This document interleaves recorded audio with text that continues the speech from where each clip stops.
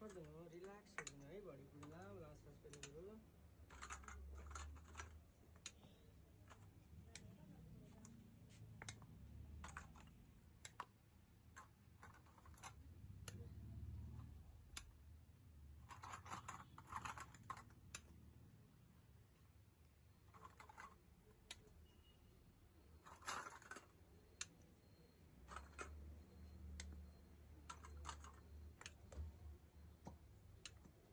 दिदी पनि भोलि जेमा गएर अब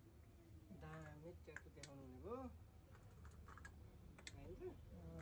साथीहरूले देखेको थियो छ है यसरी जाम हुन्छ पुरै सोल्डर पुरै जाम हुन्छ मैले त त्यहाँ दामी भनिदिएको सबैले